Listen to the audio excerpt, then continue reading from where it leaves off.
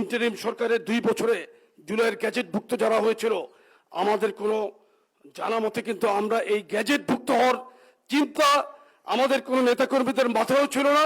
তারা কিন্তু নথিভুক্ত হতে পারে নাই। এখন তারা আমাদেরকে বলে যে এই নথিভুক্ত না হয়তো দেখা যায় আমরা এখন ভুল করেছি। কারণ যারা জুলাইতে গ্যাজেটভুক্ত নথিভুক্ত তারা আজকে বিভিন্ন দাওয়াত পাচ্ছে, ফেসবুকে দাওয়াতের ছবিগুলো দিচ্ছে, আমাদের নেতাকর্মীরা হতাশ হচ্ছে।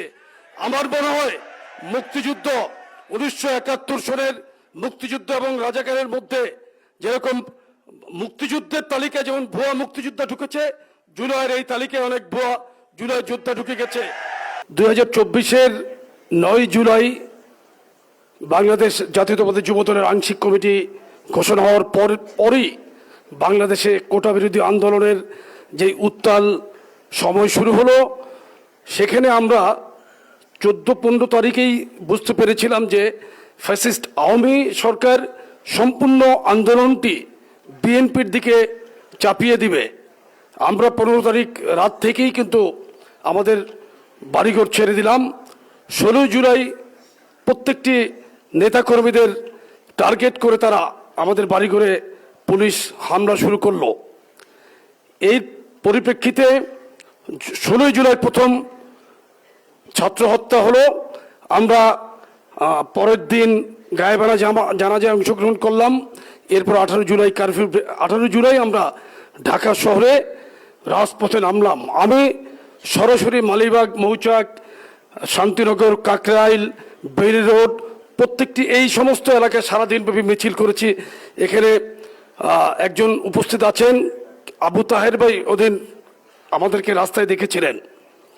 আমি এই কথাটা এই কারণে বললাম যে জুলাই নিয়ে এখন অনেকেই অনেক ধরনের কথা বলছে। আমি সব জায়গায় বলি, একটি বিল্ডিং তৈরি করতে গেলে পাইলিং থেকে শুরু করে বিল্ডিং এর ফিনিশিং পর্যন্ত কিন্তু এটা সময়কাল। এই যে আমরা অনেকে বলে 17 মাস, আমি কিন্তু এটা স্বীকার করি না। 17 মাস, 17 বছর 7 মাস অন্ধকারের যুগ শুরু হলো 1/11 থেকে। 1/11-এর 2 বছর, ফ্যাসিস্ট আওয়ামী লীগের 15 বছর 7 মাস। এই যে সময়কাল, আমরা যে আন্দোলনের মাঠে ছিলাম, জেল জুলুম হুলিয়াকে উপেক্ষা করে আমরা তো ষড়ঋতুর বাংলাদেশের ষড়ঋতুতেই আমরা কিন্তু রাজপথে ছিলাম। শীত, বর্ষা, গ্রীষ্ম, হেমন্তকাল, বসন্তকাল সব সময় মাঠে ছিলাম। আপনারা এই যে জুলাইকে চিহ্নিত করেন জুলাই যোদ্ধা হিসেবে, আমাদের কাছে নেতাকর্মীরা প্রশ্ন করে আমরা যে বিভিন্ন সময় আহত হলাম, নিহত হলো, আমরা তাহলে কিসের যোদ্ধা? আমরাও তো এটার একটা পরিচয় চাই। এটা আমাদের কাছে প্রশ্ন করে আমাদের যুবদলের বিভিন্ন স্তরের নেতৃবৃন্দ। আমি একটি কথা না বললে হয়, আজকের মাননীয় প্রধানমন্ত্রী, উনি তৎকালীন ভারপ্রাপ্ত চেয়ারম্যান হিসেবে এই জুলাই আন্দোলনকে ধারণ করে প্রতিদিন আমাদের সাথে অঙ্গ সংগঠনের সাথে স্কাইপে এবং জুমে মিটিং করতেন। আমাদেরকে সরাসরি বলেছেন কোন অবস্থাতে মাঠ ছাড়া যাবে না, কারফিউ ব্রেক করতে হবে, ডু অর ডাই, রাস্তায় থাকতে হবে। এই কথা যদি না বলি তাহলে ওনার উপর অন্যায় করা হবে। আজকে যারা জুলাইকে পকেটস্থ করতে চায়, 1971 সনের পর আওয়ামী লীগ মুক্তিযুদ্ধকে পকেটস্থ করার চেষ্টা করেছে বাংলাদেশের মানুষ, এটাকে নেয় নাই। এই যে জুলাই আন্দোলনের যারা স্টেক হোল্ডার, তথাকথিত স্টেক হোল্ডার নিজেদেরকে দাবি করে, আমরা এটা মানি না। এই বাংলাদেশে আমরা ছাত্রদল, যুবদল, স্বেচ্ছাসেবক দল, বিএনপি প্রত্যেকটি সংগঠন আন্দোলন করেছে জনাব তারেক রহমানের নেতৃত্বে। উনি নির্বাচিত প্রিয়নতাকে আমি একদিন বলেছিলাম যুবদলের সাধারণ সম্পাদক হিসাবে, আমাদের তৎকালীন সভাপতি সুলতান সালাউদ্দিন টুকু এখন মাননীয় প্রতিমন্ত্রী উপস্থিত আছেন। আমি হোটেল ভিক্টোরিতে আমাদের একটি প্রোগ্রাম হয়েছিল, আমি বলেছিলাম প্রিয়নতা, প্যারিস থেকে যদি প্যারিসে নির্বাচনে থেকে আয়াতুল্লাহ খোমেনি ইরানের বিপ্লবের নেতৃত্ব দিতে পারে, আপনি টেমস নদীর পর থেকে একদিন বাংলাদেশের নেতৃত্ব দেবেন। এই কথাটি ওনার মনে আছে কিনা জানি না। ওই ভিডিও ফুটেজটা আমি আর পাইনি, অনেক খুঁজেছিলাম, এটা সত্য হয়েছে।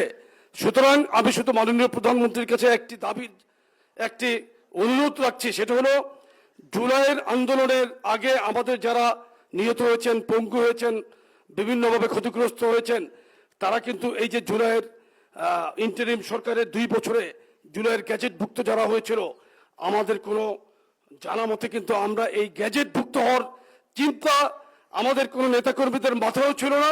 তারা কিন্তু এই নথিভুক্ত হতে পারে নাই। এখন তারা আমাদেরকে বলে যে এই নথিভুক্ত না হয়ে তো দেখা যায় আমরা এখন ভুল করেছি। কারণ যারা জুলাইতে গ্যাজেটভুক্ত নথিভুক্ত, তারা আজকে বিভিন্ন দাওয়াত পাচ্ছে, ফেসবুকে দাওয়াতের ছবিগুলো দিচ্ছে, আমাদের নেতাকর্মীরা হতাশ হচ্ছে। আমার মনে হয় মুক্তিযুদ্ধ 1971 সনের মুক্তিযুদ্ধ এবং রাজাকারের মধ্যে যেরকম মুক্তিযুদ্ধের তালিকায় যেমন ভুয়া মুক্তিযোদ্ধা ঢুকেছে, জুলাইয়ের এই তালিকায় অনেক ভুয়া জুলাই যোদ্ধা ঢুকে গেছে। আমি মনে করি আপামর বিএনপি, যুবদল, ছাত্রদল, স্বেচ্ছাসেবক দলের নেতাকর্মী যারা ক্ষতিগ্রস্ত, প্রত্যেকেই জুলাই যোদ্ধা, প্রত্যেকেই সার্বজনীন যোদ্ধা। এই স্বীকৃতি আমরা চাই। মাননীয় প্রধানমন্ত্রী, আমার কথায় আপনি কোন রকম আমি যদি কোনো ভুল করে থাকি আমাকে ক্ষমা সুন্দর দৃষ্টিতে দেখবেন। আপনাদের সময় অপচয় করলাম।